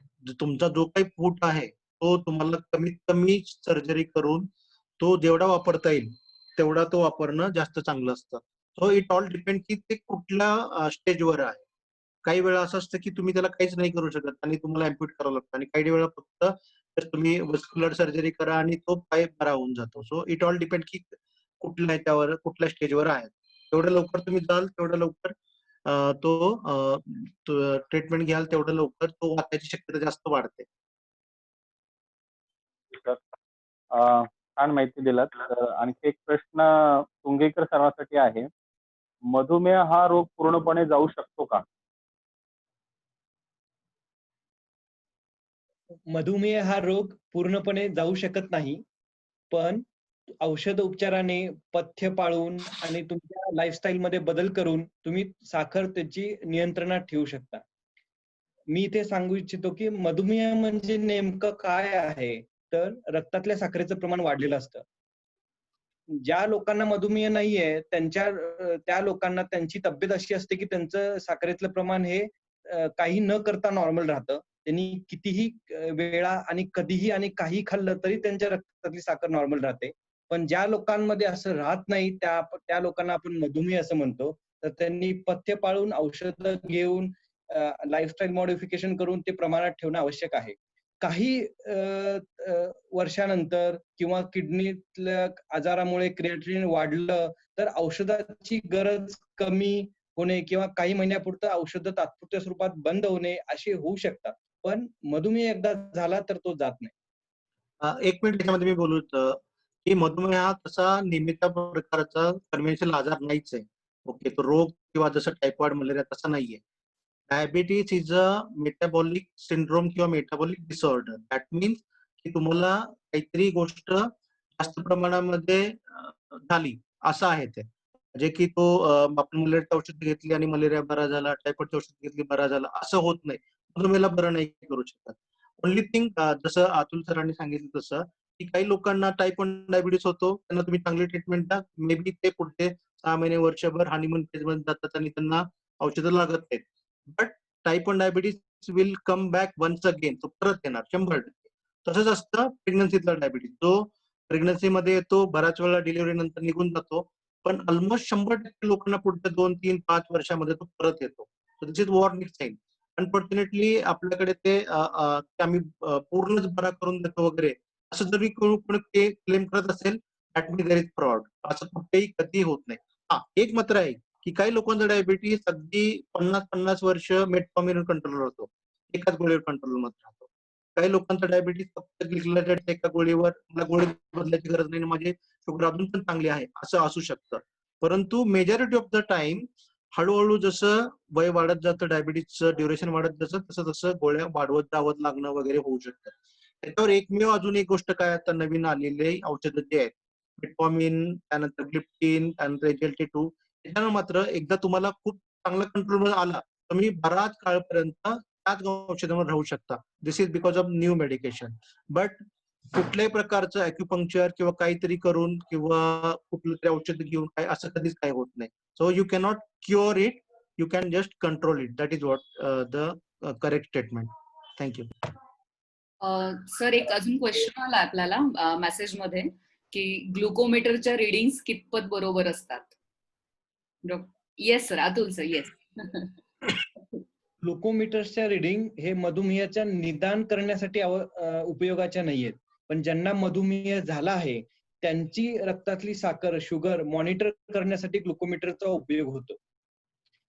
आता ग्लुकोमीटर ही शेवटी मशीन आहे. तर कधी कधी एखादी तुम्ही घरी शुगर चेक केली किंवा कुठेही हॉस्पिटलमध्ये ग्लुकोमीटर शुगर चेक केली आणि पहिली रिडिंग जर तुम्हाला अशी एकदम वेगळी वाटली तर मशीनच्या कुठल्याही मशीनमध्ये असा एरर येऊ शकतो. जर तुम्हाला असं डाऊट वाटलं तर त्याच मशीनवर तुम्ही परत एकदा रिपीट शुगर चेक करू शकता आणि तुम्ही घेतलेल्या ग्लुकोमीटरचे वेळोवेळी कॅलिबर करून घेणे आवश्यक आहे, जेणेकरून त्यातले जे रिडिंग्स आहेत तो बरोबर दाखवेल. त्यामुळे ग्लुकोमीटरच्या रिडिंग्स हा बऱ्याचदा बरोबर असतात. कधी कधी कुठल्याही मशीनचा एरर येऊ शकतो, त्यावेळेस त्याच मशीनवर तुम्ही रिपीट शुगर चेक करू शकता आणि वेळोवेळी ग्लुकोमीटरचं कॅलिब्रेशन केलं की ते चुकीच्या रिडिंग दाखवत नाही. पण निदानासाठी त्याचा उपयोग नाही, पण मॉनिटरिंगसाठी त्याचा खूप उत्तम उपयोग आहे. अजून याच्यामध्ये एक ऍडिशन आहे की ग्लुकोमीटर हे बिटवीन 100 to 200 ते बऱ्यापैकी अॅक्युरेट असतात शुगर लेवल. पण लेस दॅन 100 असेल आणि मोर दॅन 200 असेल तर त्याची अॅक्युरेसी कमी होत जाते. त्याचप्रमाणे कोणीतरी म्हणतं की बाबा मी सकाळी ब्लड चेक केलं लॅबमध्ये आणि नंतर मी 15 मिनिटांनी घरी गेलो आणि मशीनवर चेक केलं आणि दोन्हीमध्ये डिफरन्स आला. ते येणारच आहे. ग्लुकोमीटर रिडिंग आणि लॅब मधलं रिडिंग जर तुम्ही तेच ब्लड जे व्हेनस ब्लड घेतलेलं आहे तोच जर ग्लुकोमीटरवर टाकलं, त्याच वेळी टाकलं तर त्याच्यामध्ये बऱ्याच वेळा डिफरन्स येत नाही. परंतु तुम्हाला माहिती आहे ग्लुकोमीटर हे कॅपिलरी ब्लड मधलं ग्लुकोज बघतात. ब्लड जी आपली लॅब मधली ब्लड ग्लुकोज असते ती व्हेनस मधली असते. So there is bound to get difference. पण आता जे नवीन मशीन आलेले आहेत ते एकदम चांगले मशीन्स आहेत. एकमेव गोष्ट आहे की त्याच्यामध्ये खूप डायनामिडचे वगैरे पण मशीन्स आहेत जे अजिबात यूज करायचे नाही. त्याच्यामध्ये डिफरन्स येऊ शकतो. तर तुम्ही चांगल्या प्रकारचं मशीन जर वापरलं, लेटेस्ट मशीन वापरलं, कॅलिब्रेट करत गेलं रेग्युलरली, तर मात्र रिडिंग बऱ्यापैकी चांगले असू शकतात. आणि सध्याच्या पॅन्डेमिकच्या सिच्युएशन मध्ये मी म्हणेन की लॅबपेक्षा थोडासा डिफरन्स असू शकतो. एक्सेप्ट करावा लागतो की 10% डिफरन्स प्लस जनरली प्लस येतो. ग्लुकोमीटरचं रिडिंग थोडंसं प्लस दाखवतं. तो आपल्याला एक्सेप्ट करून त्या मॉनिटरिंगसाठी आपण वापरायला अजिबात हरकत नाही. Thank you sir. आणखी एक प्रश्न अनंत येडकेंचा एक प्रश्न आहे की लहान मुलामध्ये डायबेटिक रेटिनोपॅथी होतो का, डायबिटीज असणाऱ्या लहान मुलांना? तर मला त्यांना सांगायचं आहे की डायबिटीसचा लहान मुलामध्ये जो होतो juvenile, that is insulin dependent diabetes मला, तर अशा लहान मुलामध्ये पण डायबेटिक रेटिनोपॅथी होण्याचे चान्सेस उलट हे नॉन इन्सुलिन डिपेंडंट डायबिटीस मला जे वयस्कर लोकांमध्ये होत असतं टाईप 2, त्याच्यापेक्षा जास्त सिव्हिरिटी हे टाईप 1 डायबिटीस म्हणजे लहान मुलामध्ये होत असते. त्याच्यामुळं दरवर्षी रेटिना चेक करून घेणं गरजेचं आहे. तर क्षीरसागर सरांना एक प्रश्न आहे की डायबिटीस हा होऊच नये म्हणून काय काळजी घ्यावी? हा. तर प्रिव्हेन्शन ऑफ डायबिटीस याच्याबद्दल जर बोलायचं झालं तर सगळ्यात महत्वाचं की आपल्याला फॅमिली हिस्ट्री आहे का, फॅमिली हिस्ट्री परत मॅटर्नल साईडला आहे का, पॅटर्नल साईडला आहे का, बोथ साईडला आहे. तर जर मॅटर्नल आणि पॅटर्नल बोथ साईडला असेल तर रिस्क फॅक्टर जास्त आहे. मॅटर्नल किंवा पॅटर्नल एका बाजूला असेल तर ती आणखीन रिस्क कमी होत राहते. तर असे जे काही हिस्ट्री आहे, फॅमिली हिस्ट्री आहे, आणि त्यानंतर आपल्याला जर वेट रिडक्शन हा एक महत्वाचा त्याच्यामध्ये भाग आहे की जर आपल्याला सेंट्रल ओबेसिटी असेल तर आणखीन ती रिस्क वाढत जाते. आणि जसं जसं वय वाढत जातं तर आपल्याला तो डायबेटिक रिस्क स्कोर हा वाढत जातो 40च्या नंतर. आणि त्यामुळं आपल्याला जर प्रिव्हेन्शन करायचं आहे, डायबिटीस होऊ द्यायचा नाही, तर ज्यांना कोणाला अशी फॅमिली हिस्ट्री आहे, ज्यांचं वेट जास्त आहे, तर त्यांनी अधिकाधिक लक्ष देणं, आरोग्याकडे लक्ष देणं. आणि आपण या सगळ्या जे काही सिंपल थिंग सांगतो की आपलं वेट रिडक्शन, आपलं आदर्श वजन असावं, आपला बॉडी मास इंडेक्स जो आहे तो 18 ते 25 किंवा इंडियन सिटीजन्स मध्ये तो 18 ते 23 या रेंजमध्ये आपला बॉडी मास इंडेक्स असावा. साध्या गोष्टी सांगायचं झालं तर आपली हाईट किती आहे त्याच्यामधून 100 वजा केलं तर ते आपलं आदर्श वजन असेल. 170 सेंटीमीटर माझी हाईट असेल तर त्याच्यातून 100 वजा केलं तर 70 किलो हे आपलं आदर्श वजन असेल. आणि त्याचबरोबर आपण जे काय म्हणतो की इतर कुठली व्यसनं नको आहेत, म्हणजे की अल्कोहोल, स्मोकिंग हे व्यसनांचं काही त्याच्यामध्ये प्रमाण असू नये किंवा ते व्यसनं करू नयेत. परंतु अल्कोहोल बद्दल असं दोन्ही बाजूने सांगितलं जातं की moderate consumption of alcohol is helpful for heart disease also as well as diabetes also. परंतु आपण अल्कोहोल कन्झम्पशन हे ऍडवाइस करत नाही कारण त्याला ऍडिक्शन लायबिलिटी अशी आहे. आणि त्याचबरोबर जे काही आपण आहाराचं जे सांगितलेलं आहे की त्याच्यामध्ये एकूण आपण आहार हा व्हेजिटेरियन डाएट असावा की अॅनिमल फॅट आपण खाऊ नये. त्याच्यानंतर आपण हाय ग्लायसेमिक इंडेक्स फूड ते खायचे नाहीयेत. आपण हाय प्रोटीन डाएट घ्यायचा आहे, हाय फायबर डाएट घ्यायचा आहे. आणि जे डाएटच्या बाबतीत जे काही वेगवेगळे तर्कवितर्क आणि एकूण वाद नेहमीच आहेत की दीक्षित डाएट का दिवेकर डाएट हे कुठलं घ्यायचं. तर असं आहे की आपल्याला ज्या काही कॅलरीज आवश्यक आहेत 2000 ते 3000 या रेंजमध्ये पर डे कॅलरीची रिक्वायरमेंट आहे. तर ते कॅलरीज आपल्याला त्या कॅलरीज घेणं, ते दिवसातून 2दा घ्या किंवा 3 ते 4 वेळा डिवायडेड डोसेस मध्ये घ्या.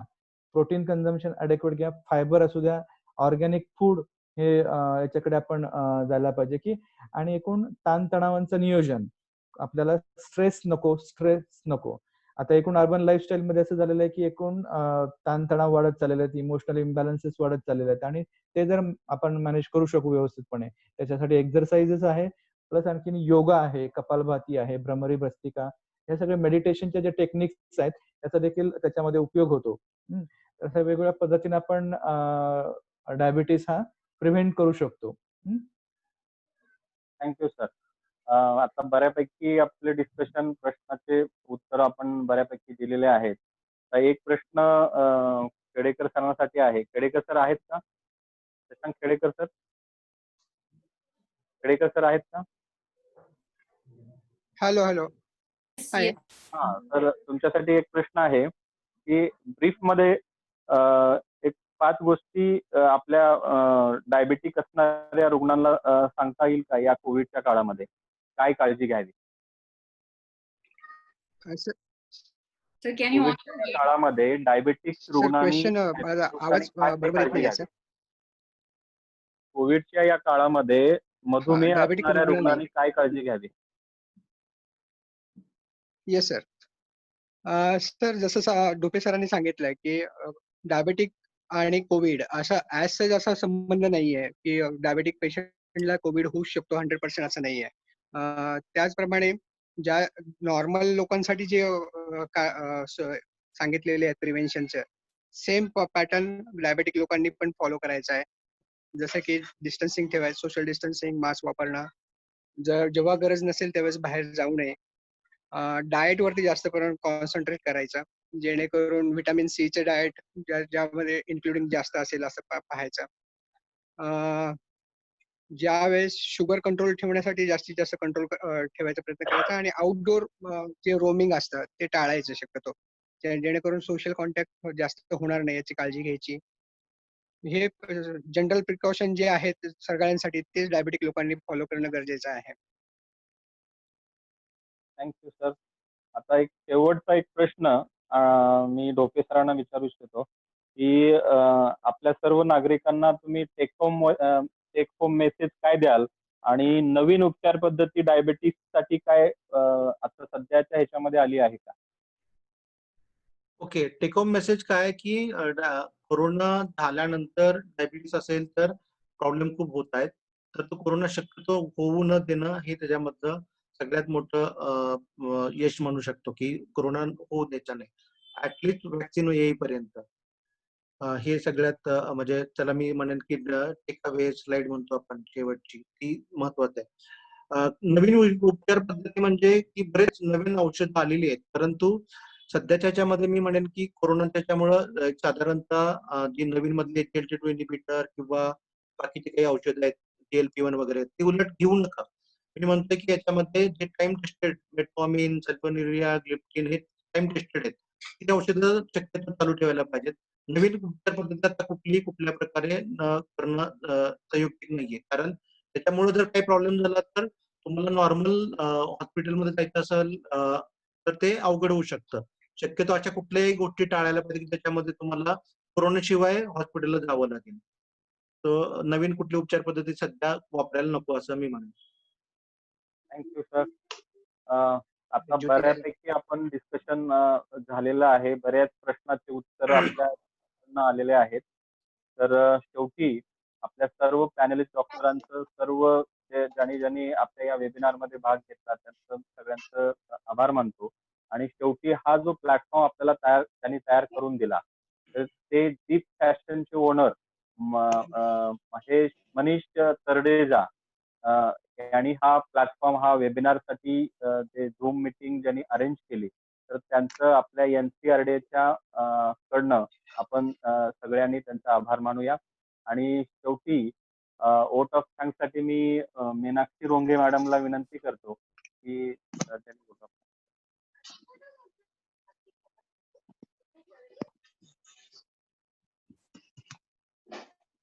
Doctor Rahul Dhope, am I audible? Yes madam. Yes.